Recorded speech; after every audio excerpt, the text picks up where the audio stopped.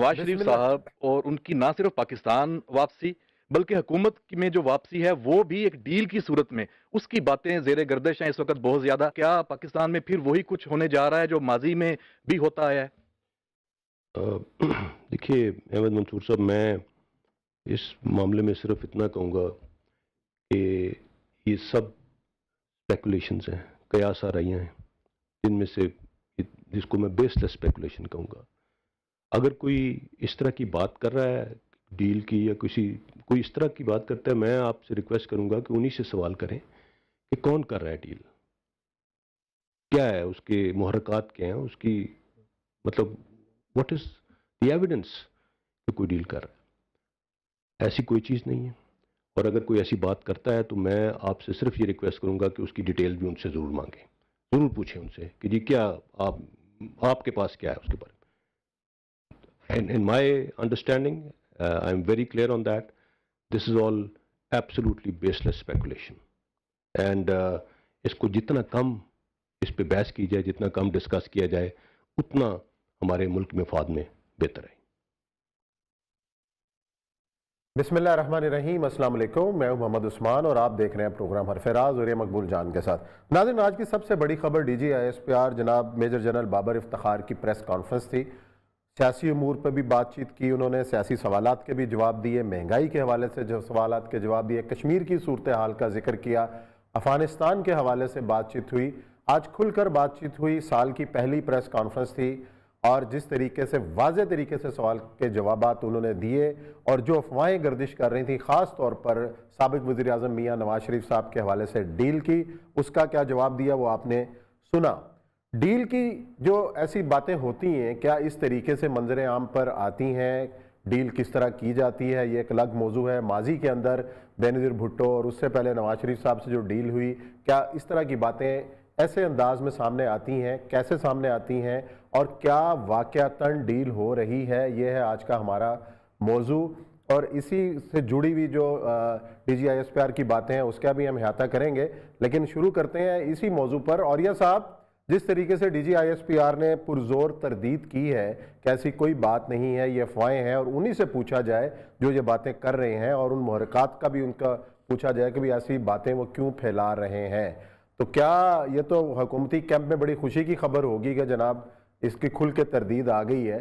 और इस प्लेटफॉर्म के ऊपर फौजी तर्जुमान की जानिब से ये कहना क्या मानी रखता है? देखिए, पहली बात तो यह है कि जिस साफी ने भी फौजी तर्जमान से सवाल पूछा है, उसने सवाल को रेलेवेंस के हिसाब से उसने सबसे पहले उनको रेलेवेंट करने की कोशिश की है। अगर तो ये प्रॉम्प्टेड सवाल नहीं था और किसी साफी ने खुद अपने दिमाग के इख्तिलाफ थी, तो इसका मतलब यह है कि अगर आप ऐसे सवाल पूछते हैं तो इसका मतलब है कि पल आपको फिर एतराज भी नहीं करना चाहिए कि फौज क्यों बीच में आ रही है और एस्टैब्लिशमेंट क्यों आ रही है। ये सवाल जिनसे बनता है, जिसने डील करनी है, वही करता है। दो कोई कंपैरिजन नहीं है। मुशर्रफ ने जो डील की थी, मुशर्रफ उस वक्त स्याह सफेद का मालिक था, वो सिर्फ आर्मी चीफ नहीं था। वो वहां पर मौजूद था, वो प्रेसिडेंट था, वो डील कर सकता था। इंटरनेशनल कम्युनिटी भी उससे डील करती थी, वही सब कुछ करता था। दूसरे नंबर पे जब नवाज शरीफ साहब की डील हुई, उस वक्त भी मुशर्रफ वहां पर मौजूद था और जाते वक्त भी मौजूद था और आते वक्त भी मौजूद था। एक बात याद रखिए कि सबसे बड़ी बात यह है कि जब तक इमरान खान को कॉन्फिडेंस में नहीं लिया जाएगा, डील नहीं हो सकती। इमरान खान साहब को या तो आप हटाएंगे या उनको कॉन्फिडेंस लेंगे। जब आपने कॉन्फिडेंस में लिया तो उस वक्त पाकिस्तान ने वो तारीख रकम की कि दुनिया की अदालती तारीख में भी ऐसी तारीख नहीं मिलेगी आपको कि एक आदमी को बाकायदा मेडिकल हिस्ट्री में भी तारीख नहीं मिलेगी कि आपने एक ऐसा सर्टिफिकेट जारी किया। ये भी तो और ये सब एक डील ही थी ना, ये भी तो एक डील ही थी और इमरान खान साहब को इत्मीनान में लेकर की गई। देखा, वो इमरान खान भी मौजूद था, उसमें अंदर अदलिया भी मौजूद थी, ये सब लोग मौजूद थे। देखिए, उनके बगैर डील नहीं हो सकती।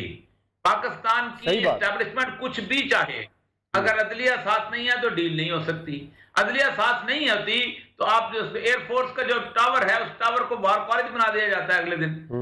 जब मसला सारा ये है कि आपकी डील को जब तक ये पूरी के पूरी तीन कंपोनेंट्स बन चुके हैं इस मुल्क के। नंबर एक, आपकी पॉलिटिकल लीड है, उसके बगैर भी डील नहीं होती, किसी तौर पर हो ही नहीं सकती, इसलिए कि मिनिस्ट्री ऑफ इंटीरियर उसके अंदर है। मिनिस्ट्री ऑफ इंटीरियर ने उसको आने का पासपोर्ट जारी करना है। पासपोर्ट जीएचक्यू से जारी नहीं हो सकता ना। अगर आप ये पहुंचे कि जीएचक्यू जो है एक नया शानदार मशीन लगाएगा, नाजरा का दफ्तर वहां कायम करेगा और पासपोर्ट जारी करेगा। दूसरा यह है कि उसकी एंट्री के ऊपर डील किस किस्म की होगी, अदलिया क्या करेगी, अदलिया का एक मुजरम है मफरूर, आप अदलिया को साथ उसके अंदर लेंगे, ठीक। ये सारे अकेला जिस तक मुशर्रफ की बात आप करते हैं, कोई पैरेलल ही नहीं है। मुशर्रफ खुद अदलिया था, मुशर्रफ खुद एडमिनिस्ट्रेशन था, मुशर्रफ खुद सब कुछ था, मुशर्रफ इंटरनेशनल कम्युनिटी का ब्लू आइड बॉय भी था। आप वॉर एंड टेरर लड़ रहे थे उस वक्त, आप जो मर्जी करते, आपने जो मर्जी करना था किया। आप देख रहे हैं जब वॉर एंड टेरर, जब अफगान जहाज लड़ रहे थे, आप ब्लू आइड बॉय थे। ज़ियाउल ने जो करना, डायलॉग ने एटम बम बना के दिखा दिया, डील तो कोई चीज ही नहीं होती। तो असल मसला ये है कि आईएसपीआर से सवाल पूछना ही गलत था। ये बेसिकली साफियाना एथिक्स के खिलाफ है। जहां तो बेसिकली आपने दुर्फुल्ती छोड़ी। अब देखिए उन्होंने कैसे घुमा फिरा के जवाब दिया। जो कह रहे हैं उन्हीं से पूछें कैसे हो रही है, जो कर रहे हैं उन्हीं से पूछें कैसे हो रही है। आपका जवाब तो उन्होंने रिवर्ट बैक करके उधर दे दिया। इसका मतलब यह है कि जो लोग डील की बातें करते हैं, सबसे पहले तो उनसे सवाल करना चाहिए कि आपने गुज़श्ता 3 सालों से, बल्कि 4 सालों से एक बयानिया बनाया हुआ है कि हम नहीं मानते एस्टेब्लिशमेंट की मदाखलत को, हम नहीं मानते। पहले तो सवाल उनसे पेश करना चाहिए कि जनाब एजाज सादिक साहब, आपके चेहरे पे जो मुस्कुराहट है, ये तो मुस्कुराहट एस्टेब्लिशमेंट के साथ डील की वजह से है।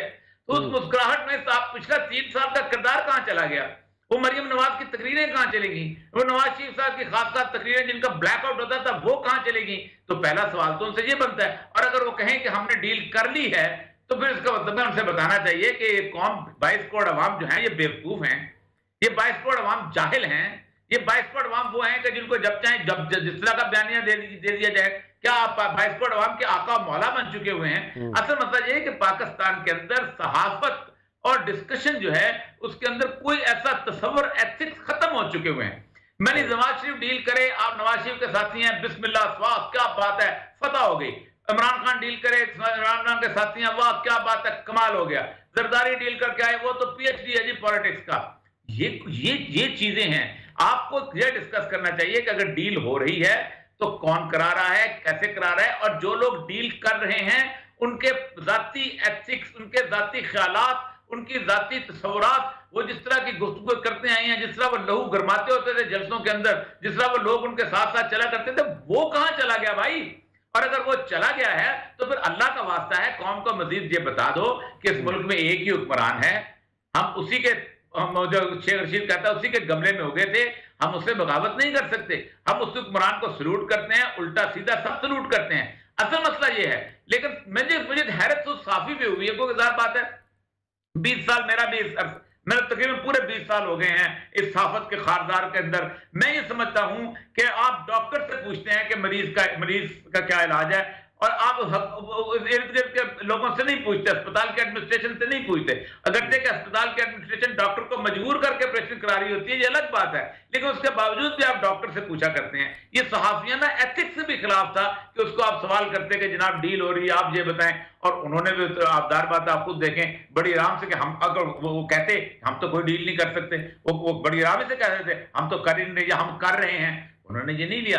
इसका मतलब ये है कि डील हो रही हो या नहीं हो रही हो, बुनियादी पाकिस्तान का इशू क्या है वो इमामों से पूछे हैं।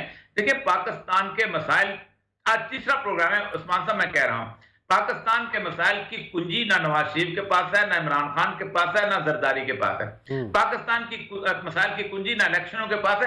क्या नवाज शरीफ के आते, जरदारी के आते पाकिस्तान में अचानक तेल के कुएं निकलना शुरू हो जाएंगे? क्या हम 116 अरब डॉलर का कर्जा उतार देंगे? क्या उनके आते ही अचानक सोने के पहाड़ बरामद हो जाएंगे? क्या हम अचानक 204 अरब डॉलर का इंटरनल कर्जा उतार देंगे? क्या हम पहली किस्त उनकी आने से अचानक ऐसा होगा कि दुनिया, इमरान खान जिस पे इतना भरोसा किया जाता था, जिस पे सारे कहते जी अपना क्या बात है, पूरी दुनिया पूरी से लोग आएंगे, पैसे यहाँ नछावर करेंगे, फॉरेनर्स यहाँ पर पता नहीं क्या कर, नदियां बहा देंगे सरमाए की, वो नहीं कुछ कर सका। तो क्या हल है और कैसे हल है? आपको बताऊं, इस वक्त पाकिस्तान की तमाम एडमिनिस्ट्रेशन सोच के बैठी हुई है और सर जोड़ के बैठी हुई है कि क्या करना है अगले 2 या 3 महीने के अंदर। क्योंकि अगले 2-3 महीने अगर आपने नहीं करता, या तो डिफॉल्ट की सूरत हाल में हो गए, या आपको बहुत बड़ी चीज आपसे डिमांड कर दी जाएगी कि ये बेच दो। अब बड़ी चीज तो बेच आप सकते नहीं, क्योंकि न्यूक्लियर आपका एसेट्स ऐसे हैं कि आप चला सकते हैं, उनको बेच नहीं सकते, और इतना एक्सपेंडेड हो चुका है आप कुछ नहीं कर सकते। अब क्या करना है? असल मसला ये है और इस सिचुएशन के अंदर इमरान खान पे होता था प्रेशर डाल के उसको कारकर्दगी की तरफ बढ़ा रहे हो, कुछ कर रहे हो। इस सिचुएशन ये है उस्मान साहब, ना टेलीविजन रहेंगे, ना अखबारात रहेंगी, ना GHQ रहेगा, कुछ नहीं रहेगा।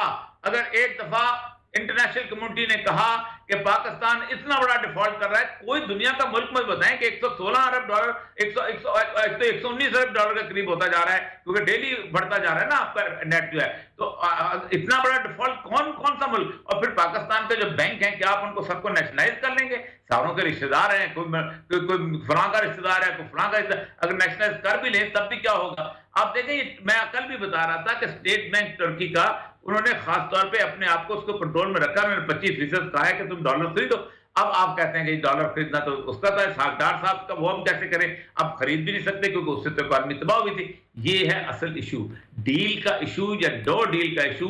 अगर हो भी जाए, नवाज शरीफ साहब आ भी जाएं, यहाँ पर पहुंच भी जाएं, तो क्या अगले दिन वो प्राइम मिनिस्टर उसमें जा बैठ जाएंगे और फौरन मसले हल होने शुरू हो जाएंगे? किसी इलेक्शन के थ्रू आएंगे ना? क्या वो केयर टेकर प्राइम मिनिस्टर लगेंगे पाकिस्तान के कि चलो जी 3 महीने के नवाज शरीफ साहब को दे दें जी केयर टेकरशिप, इसाकदार साहब दे दें 3 महीने के लिए केयर टेकरशिप, इस मुल्क को ठीक कर लेंगे? ऐसा नहीं है। ख्वाबों की दुनिया है और ख्वाबों की दुनिया में हम रहते हैं क्योंकि हमारा धंधा चलता है इन सारे। अच्छा जी, और ये सब महंगाई के हवाले से भी सवाल हुआ, DGISPR के हवाले से आपको याद होगा कि पहले भी DG साहब ने ट्वीट किया था, तशवीश का इजहार किया था कि जो महंगाई की जो सूरत हाल है और वो अफरात ज़र की जो सूरत हाल है, उसी तनाजुर के अंदर मौजूदा DGISPR से सवाल किया गया, उसका जवाब क्या था ये हम बताएंगे आपको ब्रेक के बाद। इसी पर बाद में गुफ्तगू का सिलसिला जारी रखेंगे।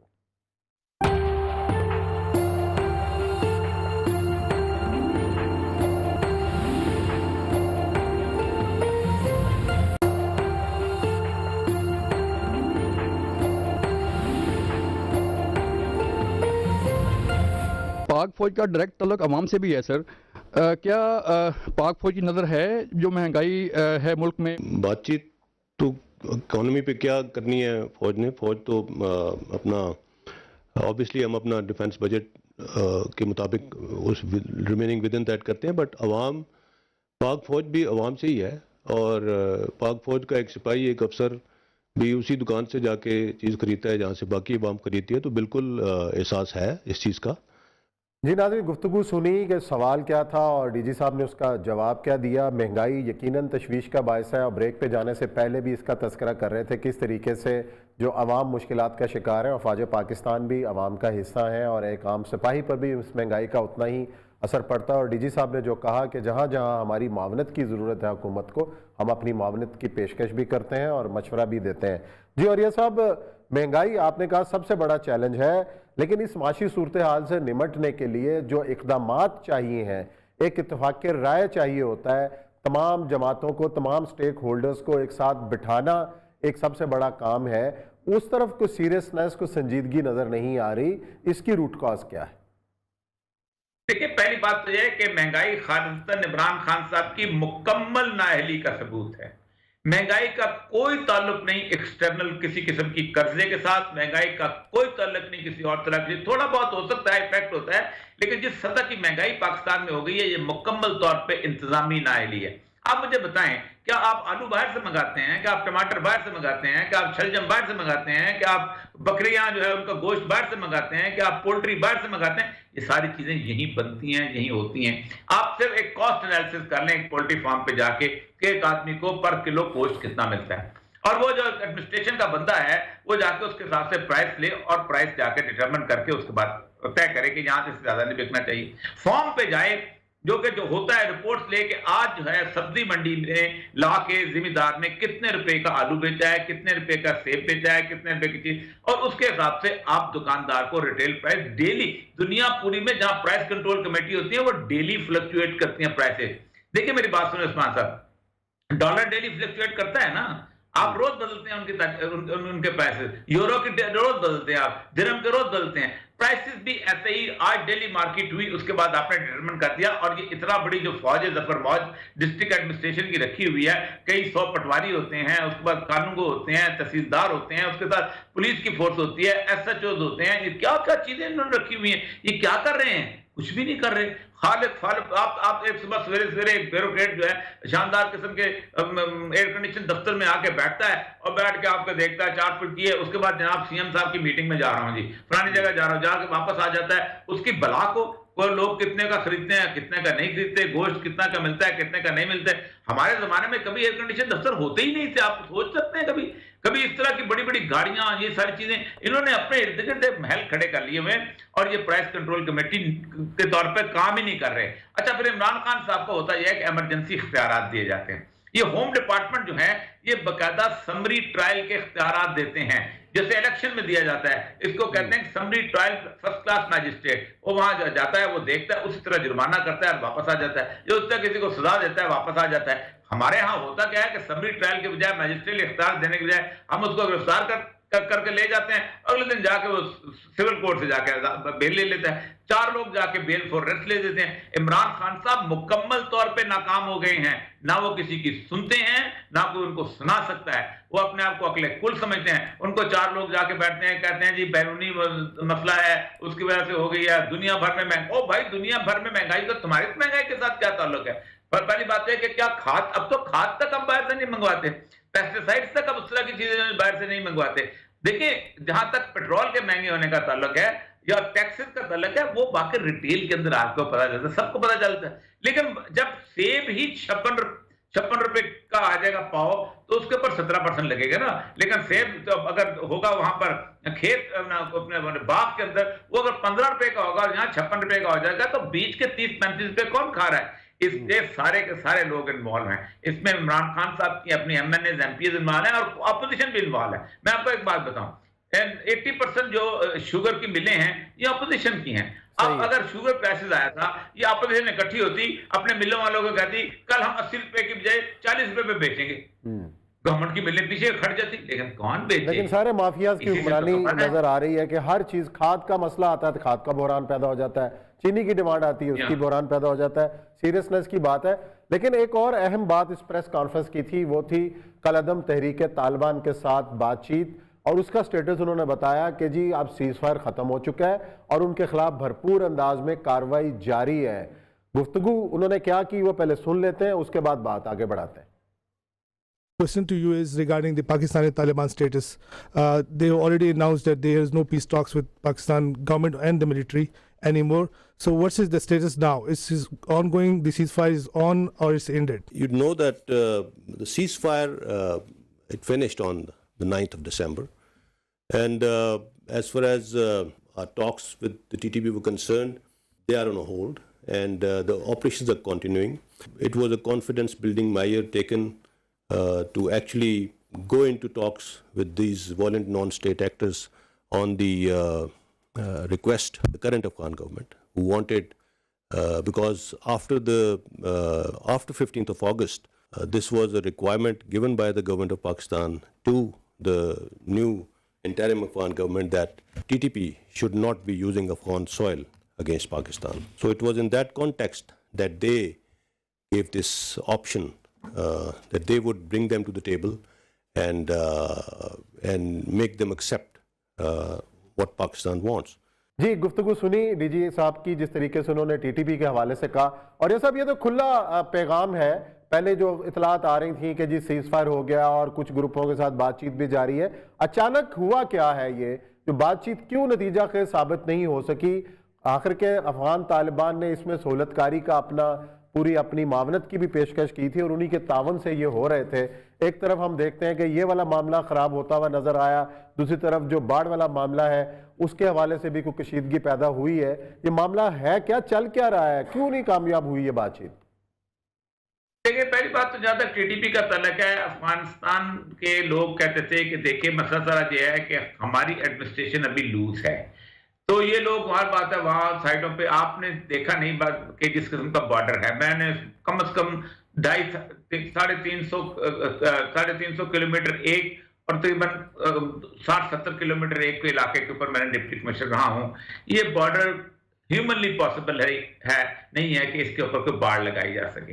इसके अंदर से लोग जाते हैं आते हैं। मतलब जो इलाका जो है वो अपना उससे निकलता है, पट गोनकों से लेके और शोर वक्त आता है, रेत के टीले हैं और टीले इतने बड़े बड़े होते हैं कि एक जगह से मूव करके दूसरी तरफ जाते हैं तो पूरी की पूरी बाढ़ उसके अंदर छुप जाती है, किसी का बाप वहां बाढ़ नहीं लगा सकता। एक तरफ लोगों का कुआं होता है और दूसरे तरफ लोग जो है आके पानी पीते हैं, लगाई भी नहीं है उन्होंने उस तरह की बाढ़ वहां पर लगाई भी नहीं। अब वहां से टीटीपी के लोग वहां जाके अपना लेते हैं, तालिबान का कंट्रोल अगर तो खैर लेकिन आहिस्ता आहिस्ता एस्टैब्लिश हो रहा है। वो कह रहे थे कि हम आपकी इनके कर देते हैं अपना फैसिलिटेशन। इसमें हो ये रहा है कि पाकिस्तान की एडमिनिस्ट्रेशन भी चाहती थी, मेरी जहां तक इत्तलात का ताल्लुक है कि बुनियादी तौर पर इंटरनेशनल कुछ फोर्सेज हैं जो कि, और हमेशा हमने अमन वसीले खराब किया है। इंटरनेशनल के फोर्सेस के कहने के ऊपर हमने नेक मोहम्मद के ऊपर उन्होंने ड्रोन फेंका, हमने अपना मुल्क तबाह किया, अपने अमन तबाह किया। इंटरनेशनल फोर्सेस में अमेरिका ने डामाडोला पे हमला किया, हमने तस्लीम किया, हमने किया, अमेरिका ने किया, हमने अपना अमन तबाह किया। अभी उनकी डिमांड थी कि इतने लोगों को आप रिहा कर दें, जो उनके पता नहीं कितने हजार थे उनको रिहा कर दें। अब देखिए अफगानिस्तान, जहां तक गुलिस्तान का तल्लुक है, मैं वहां रहा हूं, ज़िया-उल हक ने आते ही हजारों कैदी छोड़े थे और बाकायदा उनको असले के साथ छोड़ा, कहा था कि तुम लोग वापस चले जाओ। उसके बाद आप उस्मान साहब सोचें, मैं वहां पर 24 साल रहा हूं, 9/11 के आने तक 2001 तक 20 साल ऐसा था कि लोग अमन से रहते थे। ये किस्सा खाने बाजार में लोग 1 बजे रात तक बैठ के खाने खाया करते थे। वहां कोयटा का फ्लोरा का सेंटर जो था वहां पर लोग बैठा करते थे और गप लगाया करते थे। इसी जिस दिन पहला रूसी गया है 1988 की फरवरी के अंदर, उसके बाद तो मैं आप सोच नहीं सकते कि 400 किलोमीटर बगैर गन मैन के कोई बंदा नहीं होता था। तफ्तान वाली रोड जो थी उस पर सफर करता था और सोच नहीं सकते थे। मसला सारा यह है कि कोई चीज पीछे जरूर है कि जो इस सुलह को मुमकिन नहीं बनाने दे रही, और वो मुझे नहीं लगता कि पाकिस्तान की अपनी शायद है, पाकिस्तान पे शायद इंटरनेशनल प्रेशर है। यही इंटरनेशनल प्रेशर है जो पाकिस्तान को, तालिबान को तस्लीम नहीं होने दे रहा। यही इंटरनेशनल प्रेशर है जो चाह रहा है कि ये सीजर रहे। देखें मैं एक बात बताऊं, तालिबान ने, अफगानिस्तान के तालिबान ने एक बहुत बड़ी जंग जीती है और पूरी आलमी ताकतों को शिकस्त देके जीती है। अब वो ये काम तो कर नहीं सकते क्योंकि उनको पता है कि हम मिलिटरली शिकस्त नहीं दे सकते। अब वो सीजर के तहत शिकस्त दे सकते हैं, सीज करना।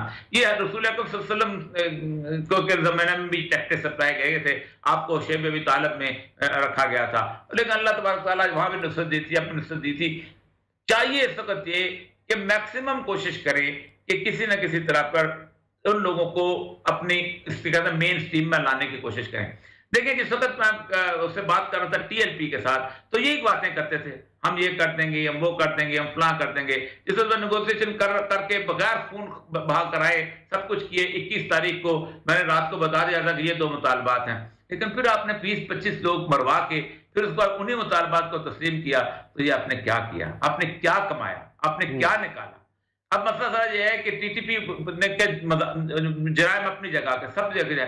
मैं आपको बताऊं उस्मान साहब, एक पादरी था डेस्मंड टुटू, जिसको अभी नोबेल अवार्ड मिला है। डेस्मंड टुटू की सबसे बड़ी खूबी ये थी कि उसने कहा था कि हम यहाँ पर साउथ अफ्रीका के अंदर ट्रुथ एंड रिकंसिलिएशन जो है उसका बनाएंगे। सब लोग अपने गुनाह मांगते जाओ, लिखते जाओ और उसके बाद स्ट्रेट साफ ये रिकॉर्ड में रह जाए कि हमने ये गुनाह किए हुए हैं। उसके बाद आगे बढ़ना चाहिए। पिछले जख्म अगर कुरे देंगे तो बहुत जख्म है। बिल्कुल, और ये सब सकते कि लोग तरह तरह की बातें करते हैं, बिल्कुल ये कर दिया वो, बिल्कुल आगे बढ़ने की जरूरत है, आगे बढ़ने की जरूरत है, लेकिन हमें भी आगे बढ़ना है। ये ब्रेक का वक्त है और ब्रेक के बाद आएंगे और कश्मीर की सूरत का जिक्र करेंगे। आज कश्मीरी अवाम यौम हक़ खुद इरादियत मना रहे हैं, ये है क्या, और कश्मीरी अवाम के जो मसाइल और मुश्किलात हैं वो इतने साल गुजरने के बावजूद आज कश्मीरी खड़े कहाँ हैं, उसका जिक्र करेंगे ब्रेक के बाद।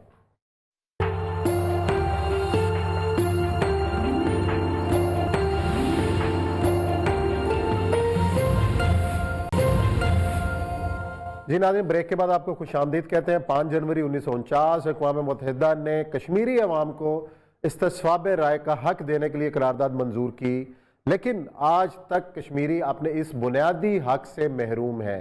बाकी हम देखते हैं डारफर का मसला हो या कोई और प्रॉब्लम हो, करारदाद जब यूएन की आती है उस पर अमल दरामद फौरी होता हुआ नजर आता है, लेकिन कश्मीरी अवाम अपने बुनियादी हक से क्यों महरूम रखे गए हैं, ये है आज का सवाल। और आज कश्मीरी अवाम यौम हक़ खुद इरादियत मना भी रहे हैं, और यह सब कश्मीरी अवाम को क्यों महरूम रखा गया उनके बुनियादी हक से।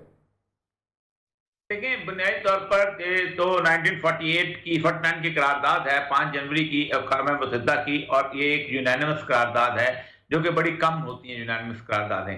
और इसके अंदर बाकायदा प्लेबिसाइट का कहा गया था कि आप कश्मीरी जो हैं उनको हक खुद इरादियत या मिलना चाहिए, अपना राइट मिलना चाहिए।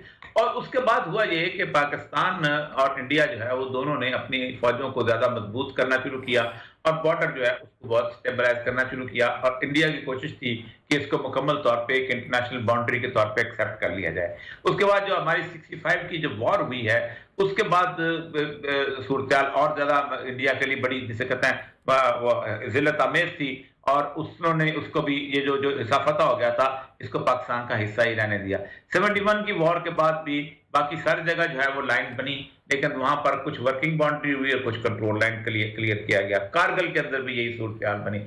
4 जंगें हम इस मामले के अंदर लड़ चुके हुए हैं, लेकिन कश्मीर का मसला हल नहीं हो रहा। कश्मीरी बुनियादी तौर पर 1 लाख से भी ज्यादा की जानों की कुर्बानी दे चुके हुए हैं, और ये बहुत बड़ी कुर्बानी होती है। आप खुद सोचें कि दुनिया की किसी तारीख के अंदर लड़ने वालों की 1 लाख से ज्यादा की कुर्बानी नहीं है, कब्रिस्तान के कब्रिस्तान उनके भरे हुए हैं। मसला सारा ये है कि इंटरनेशनल कम्युनिटी जो है वो किसी तौर पर भी इंडिया को नाराज करना नहीं चाहती। शुरू दिन से उसको एक बिगर मार्केट के तौर पे लेते हैं, और ये इकोनॉमिक जोन है और इकोनॉमिक वर्ल्ड है और माशियात की दुनिया है, इसलिए इंडिया के साथ उनका ताल्लुक जो है वो बहुत मजबूत रहा है। हालांकि आप सोचें कि इंडिया जो है रूस की झोली में होता था, उसके बावजूद भी अमेरिका ने उसको सपोर्ट किया। 65 की जो जंग थी उसके अंदर अमेरिका ने हमारे साथ मायदे में था, हम सीटो और सेंटो के रुकन थे, लेकिन उसके बावजूद हमारी आर्म सप्लाई बंद कर दी गई और कहा गया कि हमने तुम्हें भारत से लड़ने के लिए असला नहीं देते थे, हम तो तुम्हें असला देते थे ताकि तुम रूस के खिलाफ। अच्छा, और ये सब शिमला मुआहदे के बाद इस करारदाद की हैसियत के ऊपर कोई असर पड़ा?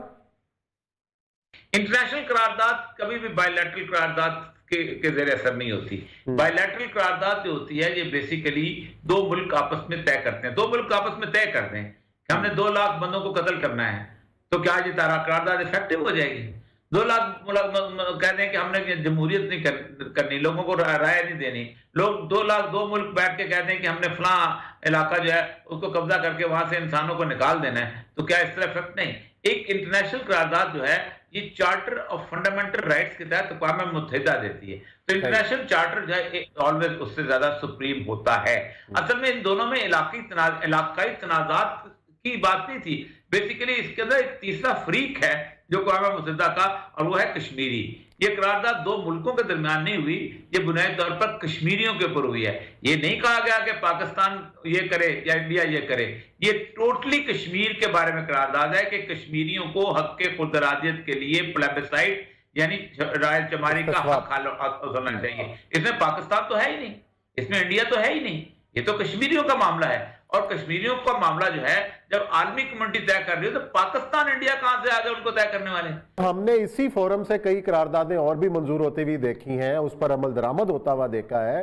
तो ये जो 2 रुख हैं इस इदारे के भी और इंटरनेशनल कम्युनिटी के भी, डारफर के बारे में करारदाद मंजूर होती है तो उसके ऊपर जो है वो फौरन अमल दरामद होता है। इससे पहले ईस्ट तैमूर के हवाले से करारदाद मंजूर होती है तो उसके ऊपर भी फौरी अमल हो जाता है। तो ये करारदाद जो है, इसके ऊपर आपको मुस्तकबिल करीब के अंदर या चंद सालों के अंदर को अमल होता हुआ नजर आता है, या इसको हम फारिग समझें? देखें, ईस्ट तैमूर में अमल दरामद इसलिए हुआ था कि ऑस्ट्रेलिया ने अपनी फौजें वहां पर उतारी थी और फौजों ने जाके इंडोनेशिया वालों को कहा था पीछे हट जाओ। दारफोर में भी अमल हुआ था, अमेरिकन ने उन्होंने फौजें उतारी थी।